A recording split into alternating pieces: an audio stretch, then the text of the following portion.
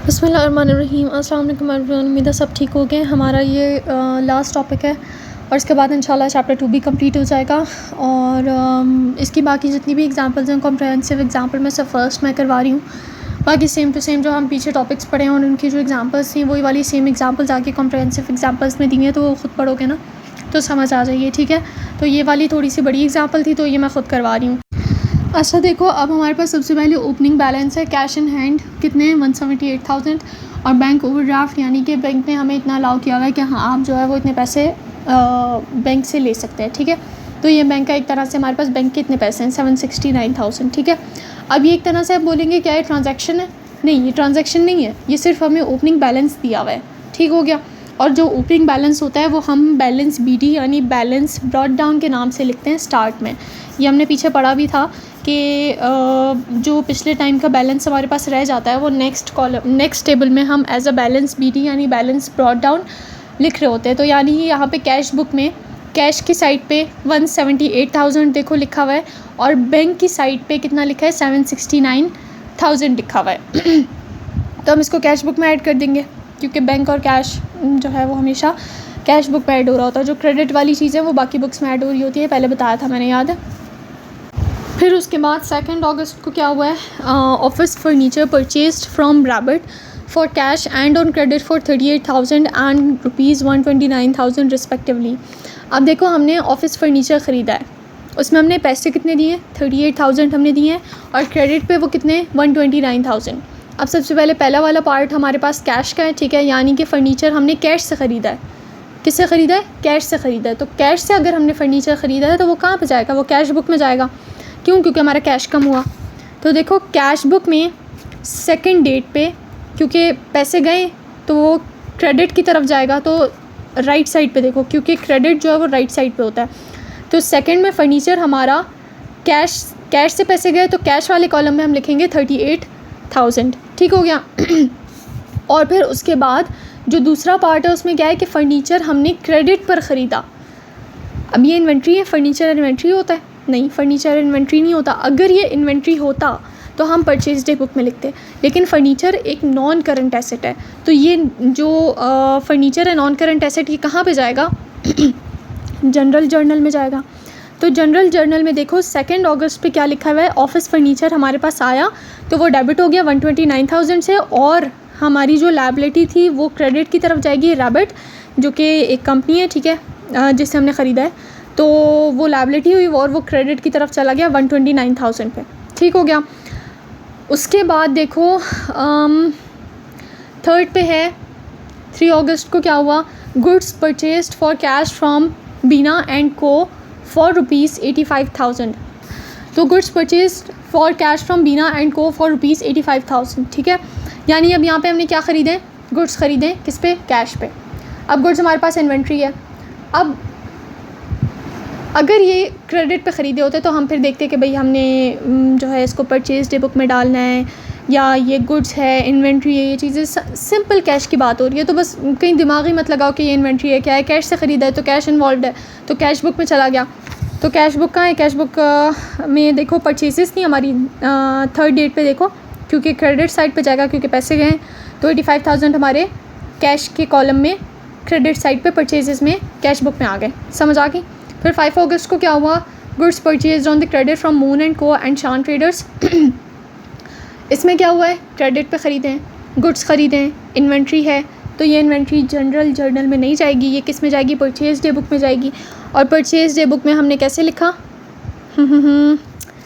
किसका है? Moon and को का ना, और शान ट्रेडर्स का। देख लो ये वाला तो पेज में ही है। 5 अगस्त को क्या हुआ, मून एंड को का हमने लिखा 475,000, ठीक है, और शान ट्रेडर्स का हमने लिखा 513,000। तो अभी तक सिर्फ यही टोटल परचेज डे बुक की परचेजेस थी, तो वो टोटल इसका कितना बन गया? 988,000 है, हाँ 988,000, ठीक हो गया। अब इसी में साथ में किसकी बात हो रही है? ट्रेड डिस्काउंट की बात हो रही है। क्या लिखा हुआ है बुक ने? कि बुक ने लिखा है कि नेट ऑफ 5% ट्रेड डिस्काउंट है।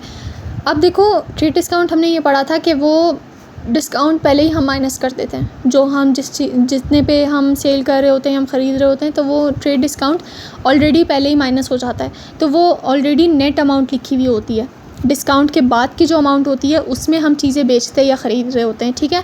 तो ट्रेड डिस्काउंट हम कभी भी रिकॉर्ड नहीं कर रहे होते, तो डिस्काउंट ऑलरेडी पहले ही माइनस हो चुका है, तो इसलिए हमें कुछ करना ही नहीं है, सिर्फ जो इनवॉइस अमाउंट है वो लिखनी है, और वो हम ऑलरेडी लिख चुके हैं परचेज डे बुक में, ठीक है। तो नेट ऑफ 5% ट्रेड डिस्काउंट को छोड़ दो। फिर उसके बाद है 8 अगस्त। इसमें क्या हुआ कि goods sold on the credit, हमने गुड्स बेचे हैं क्रेडिट पे। तो जब हम क्रेडिट पे गुड्स बेचते हैं तो वो किस में जाता है, सेल्स डे बुक में जाता है। और सेल्स डे बुक में अब देखो AZ सुपर स्टोर का है और अपोलो का है। तो AZ सुपर स्टोर का कितना है 236,000 और अपोलो का कितना है 198,000। इसको टोटल करो तो कितना बन रहा है 434,000 बन रहा है, ठीक हो गया। हाँ ठीक है 434,000 बन गया। उसके अलावा देखो इसमें और कोई वो नहीं आ रही कि हमने और कोई सेल की है क्रेडिट पे, तो इस वजह से सेल्स डे बुक यहाँ पे हमने इसका टोटल कर दिया, ठीक हो गया। फिर उसके बाद है बुक में क्या लिखा है कि कस्टमर प्रोबेबली डिस्काउंट नहीं लेगा। क्या लिखा हुआ है कि कस्टमर प्रोबेबली डिस्काउंट नहीं लेगा। 8 अगस्त में लिखा हुआ है कि the settlement discount terms are usually offered but it is highly probable that customers will not avail that offer. तो जब वो अवेल नहीं करते हैं, हमें ये लगता है कि भाई कस्टमर नहीं लेगा डिस्काउंट, तो हम क्या करते हैं तब फुल अमाउंट रिकॉर्ड करते हैं। तो इस वजह से हमने यहाँ पे फुल 434,000 टोटल अमाउंट में फुल रिकॉर्ड कर दिया।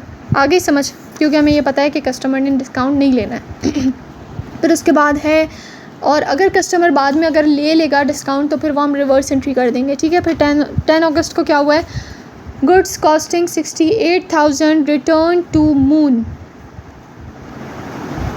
हमने जो मून से चीज़ें ली थी उसमें हमने 68,000 के जो गुड्स थे वो हमने वापस दे दिए, ठीक है। तो वो कहाँ जाएगा, परचेज़ रिटर्न में जाएगा। तो देखो परचेज़ रिटर्न भी तुम लोगों के सामने, परचेज़ रिटर्न डे बुक में क्या हुआ कि मून एंड को हमने 68,000 वापस कर दिए। तो टोटल कितना बना 68,000, क्योंकि हमने सिर्फ ये वाली परचेज़ वापस किए तो टोटल भी कर दिया। फिर उसके बाद 12 अगस्त है। 12 अगस्त को क्या हुआ है, कैश सेल्स 40,000।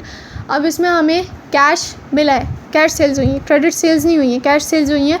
तो कैश हमें मिला, और जब कैश हमें डायरेक्ट मिल जाता है तो कैश बुक में देखो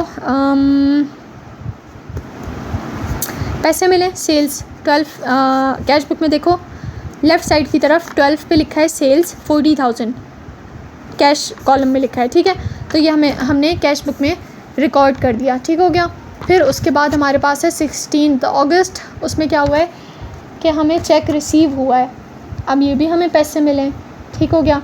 तो AZ से हमें मिले 194,750, फिर ब्राइट से हमें मिले 243,200, फिर हाँ ये हमें चेक मिले, ठीक है। तो हमारे चेक मिले तो उसका मतलब बैंक इंक्रीज़ हुआ है। तो कैश बुक में हम डेबिट साइड की तरफ बैंक कॉलम में ये सारे ऐड कर देंगे। देखो 16 में लिखा है AZ सुपर स्टोर, बैंक की तरफ 194,750 और ब्राइट एंड को की तरफ 243,200, ठीक हो गया। ये हमने ऐड कर दिए कैश बुक में। फिर उसके बाद अच्छा यहाँ पर डिस्काउंट भी है, हाँ डिस्काउंट भी है। डिस्काउंट कितना है, नेट ऑफ 5% डिस्काउंट, यानी कि हमने डिस्काउंट अलाउ किया है। अब ये ट्रेड डिस्काउंट नहीं है कि भाई हमने रिकॉर्ड नहीं करना, अब ये नेट ऑफ 5% डिस्काउंट है, यानी कि हमने इतने इन टोटल पे इतना डिस्काउंट दिया है। तो हमें ये डिस्काउंट अलाउड किस में रिकॉर्ड करना पड़ेगा, जनरल जर्नल में रिकॉर्ड करना पड़ेगा। हाँ अब देखो टोटल डिस्काउंट हमारा कितना है, डेबिट साइड की तरफ जो टोटल डिस्काउंट है वो हमने लिख लिया। अब हमने डिस्काउंट 5% दो लोगों को दिया है, तो हम दोनों का रिकॉर्ड करेंगे। AZ सुपर स्टोर की टोटल अमाउंट कितनी बन रही थी 194,750, ठीक है। हमने डिस्काउंट कितना दिया 5%, तो हमने उसको मल्टीप्लाई किया 5% से, और उसको डिवाइड 100 से नहीं करना, उसको डिवाइड करना है 95 से। इसलिए क्योंकि 100 में से आप 95 माइनस करो तो वो टोटल बन रहा है, यानी हमने 90 कह लो एक तरह से 5% का डिस्काउंट दे दिया, तो 95% की हमने सेल्स की हैं, ठीक हो गया। तो 5 से हम मल्टीप्लाई करेंगे और डिवाइड कर देंगे 95 से, तो हमारे पास उनका टोटल डिस्काउंट जितना हमने AZ को दिया उतना आ गया। और ब्राइट एंड को के साथ भी हमने यही किया कि उनको हमने 5% डिस्काउंट दिया था, तो उनकी टोटल अमाउंट जितनी बन रही थी उसको हमने मल्टीप्लाई किया 5 से और उसको डिवाइड कर दिया हमने 95 से और फिर उसका भी हमारे पास 12,800 बन गया। अब देखो इन दोनों को अगर प्लस करेंगे यानी 10,250 को और 12,800 को जब हम प्लस करेंगे तो हमारा टोटल कितना बनेगा 23,050 बनेगा, ठीक है। तो ये डेबिट की तरफ आ गया और जो दो अलग अलग क्रेडिट की तरफ आ गए जिनको हमने जितना डिस्काउंट दिया था, यानी AZ सुपर को और ब्राइट एंड को। अच्छा देखो, अब तुम लोगों का एक सवाल में भी यहाँ पे ये हो सकता है कि भाई हमने डिस्काउंट अलाउ किया तो कैश कॉलम में हमने जो है पूरी अमाउंट क्यों रिकॉर्ड की है। देखो, जब हमारा परचेज डे बुक थी उसमें भी तो हमने पूरी अमाउंट रिकॉर्ड की थी ना। ऐसा तो नहीं था कि परचेज़ रिटर्न वाली जो थी वो भी हमने 68 परचेज डे बुक में माइनस कर दी हो। तो इसी तरह हम कैश बुक में भी टोटल अमाउंट ही रिकॉर्ड करेंगे, यानी कि जितनी की हमारी सेल्स हुई हम उतनी की ही रिकॉर्ड करेंगे, क्योंकि कह लो कि बिज़नेस को एक्चुअल में इतना पैसा ही मिला, लेकिन बिज़नेस ने तो डिस्काउंट अलाउ कर दिया, तो वरना बिज़नेस को एक्चुअल इतने ही पैसे मिले, वो तो बिज़नेस ने डिस्काउंट अलाउ कर दिया। ठीक हो गया। तो डिस्काउंट अलाउड जो है वो हम जनरल जर्नल में लिखते हैं और उसमें हम पूरी अमाउंट ही रिकॉर्ड करेंगे कैश बुक में। वो फिर एंड में जाके जब इन सब का टोटल हो रहा होता है ना, तो फिर हम ये चीज़ें माइनस कर रहे होते हैं। समझ आ गई। अभी ये सिर्फ हम कह लो कि एक तरह से जो बुक्स ऑफ प्राइम एंट्री हैं उनमें रिकॉर्ड कर रहे हैं अलग अलग ट्रांजैक्शंस। फिर उसके बाद है 20 अगस्त को क्या हुआ है कि कॉन्ट्रा सेटलमेंट है। कॉन्ट्रा सेटलमेंट सिंपल होती है कि भाई कस्टमर और सप्लायर के बीच में एडजस्टमेंट हो गया, यानी कोई कैश मूवमेंट नहीं हुई है। तो कॉन्ट्रा सेटलमेंट हम कहाँ पे रिकॉर्ड करते हैं? जनरल जर्नल में करते हैं। और जनरल जर्नल में अब देखो यहाँ पे पेबल है कोलंबस ट्रेडर्स का, कि हमने यहाँ पे पेबल कितना लिखा, 2 लाख का लिखा, और रिसीवेबल हमारा कितना था कोलंबस ट्रेडर्स का, 2 लाख था। ठीक हो गया। तो यहाँ पे सिंपली हमारे पास दोनों एडजस्टमेंट किस में आ गई, जनरल जर्नल में आ गई। इसके अलावा हमने कहीं भी रिकॉर्ड नहीं करनी, क्योंकि हमें ना पैसा मिला है ना हमारा कहीं पैसा गया है। तो ऐसा नहीं हो सकता कि कैश डे बुक में जाए या हमारी सेल्स हुई हैं या परचेजेज हुई हैं तो परचेज डे बुक या सेल्स डे बुक में जाए। कॉन्ट्रा सेटलमेंट है और कॉन्ट्रा सेटलमेंट डायरेक्ट जाके जनरल जर्नल में रिकॉर्ड हो जाती है।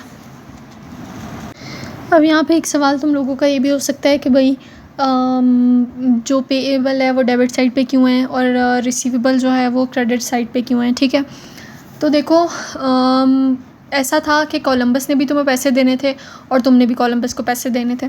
तो जहाँ पे कोलंबस ने तुम्हें पैसे देने थे तो तुम्हारा एसेट था, यानी रिसीवेबल था, क्योंकि तुमने उससे पैसे लेने थे तो वो एसेट था।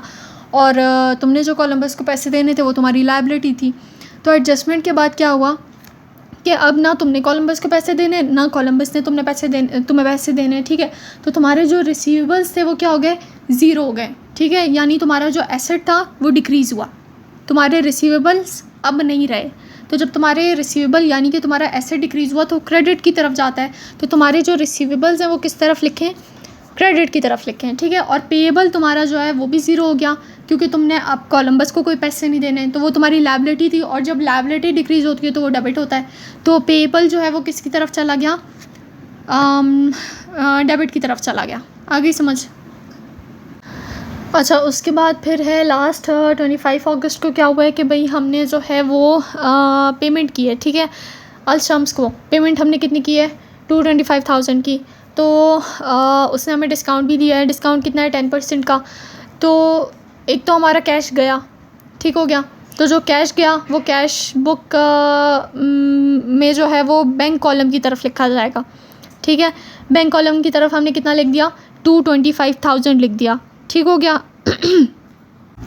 अब यहाँ पे एक सवाल ही हो सकता है कि भाई जो 225,000 है वो बैंक की तरफ क्यों लिखा गया है। तो देखो अगर क्वेश्चन में ये लिखा जाए कि भाई कैश की बात हो रही है तो कैश कॉलम में लिखा जाएगा, चेक या बैंक की बात हो रही है बैंक कॉलम में लिखा जाएगा। लेकिन तुम लोग यहाँ कहोगे कि सिर्फ पेमेंट लिखा हुआ है तो ये हमने बैंक की तरफ क्यों लिखा। तो देखो एक तो ये बड़ी अमाउंट है 225,000। ठीक है, और बहुत से आई कैप क्वेश्चंस में ऐसा होता है कि भाई अगर आपको कोई कैश या बैंक मतलब एक तरह से मेंशन नहीं किया हुआ है ना, तो फिर आप उसको जो है बैंक पेमेंट में ही डाल देते हो। अगर मेंशन किया हुआ है कैश तो फिर आप उसको कैश में डालते हो, लेकिन अगर नहीं लिखा हुआ ना तो फिर हम मोस्टली नहीं, हम उसको डालते ही बैंक पेमेंट की तरफ हैं। ठीक हो गया। अगर सिर्फ पेमेंट वगैरह लिखा है ना तो वो बैंक में डाल देते हैं सिंपली। बस ये एक कह लो रूल टाइप है। ठीक है, अगर मेंशन नहीं किया हुआ तो सिंपली आप उसको बैंक में ऐड कर दो। अच्छा, ये भी हो गया। उसके अलावा फिर जनरल जर्नल की बात हुई है ना, कितना डिस्काउंट है, नेट ऑफ 10% डिस्काउंट। तो अब देखो यहाँ पे बात हो रही है 10% डिस्काउंट की, जो कि हमने रिसीव किया है। तो जब हम डिस्काउंट अलाउ करें या रिसीव करें तो हम कहाँ डालते हैं, जनरल जर्नल में डालते हैं। अब देखो यहाँ पे डिस्काउंट रिसीव जो है हमारा क्या मतलब होता है कि एक्सपेंस हमारा डिक्रीज़ हुआ, और जब एक्सपेंस डिक्रीज़ होता है तो वो कहाँ जाता है, क्रेडिट की तरफ। तो डिस्काउंट रिसीव हमने क्रेडिट की तरफ लिख दिया 25,000 में, और जिससे हमने डिस्काउंट लिया था कितना लिया था अलचम से। मैंने जैसे ऊपर हमारा कितना था, नेट ऑफ 5% डिस्काउंट ना, वो मैंने पूरा समझाया था। इसी तरह देखो यहाँ पे टोटल अमाउंट को हमने मल्टीप्लाई कर दिया 10 से, क्योंकि इस दफ़ा हमें 10% डिस्काउंट मिला, और हमने उसको डिवाइड कर दिया 90 से। हमने 95 से नहीं किया क्योंकि हमें 5% डिस्काउंट नहीं मिला, हमने किसी और अमाउंट से नहीं किया क्योंकि हमें सिर्फ 10% डिस्काउंट मिला हुआ है। तो 100 में से जब आप माइनस करोगे 10 तो 90 बनेगा। तो टोटल हमें डिस्काउंट एक तरह से हम कह लो हमने परचेजेस कितने की हैं, 90% की हैं। क्योंकि हमें 10% डिस्काउंट मिला है। तो टोटल को हमने मल्टीप्लाई कर दिया 10% से, और उसको हमने डिवाइड कर दिया 90 से। तो हमारे पास टोटल कितना बनेगा, 25,000। तो वो डेबिट की तरफ भी और क्रेडिट की तरफ भी आ गया, यानी सेटलमेंट डिस्काउंट यहाँ पे हमें रिसीव हो गया। तो सिंपली यहाँ पे क्या आ गया, 25 अगस्त का सेटलमेंट डिस्काउंट आ गया। और ये हमने किस में लिख दिया, जर्नल में लिख दिया। एंड यहाँ पे एग्जांपल ख़त्म हो चुकी है ना, हाँ एग्जांपल ख़त्म हो गई है। बस ये लास्ट टॉपिक था, एंड आई होप कि तुम लोगों को समझ आई हो। अगर स्टिल समझ नहीं आए तो तुम लोग क्वेश्चन में कमेंट्स में पूछ सकते हो, ठीक है।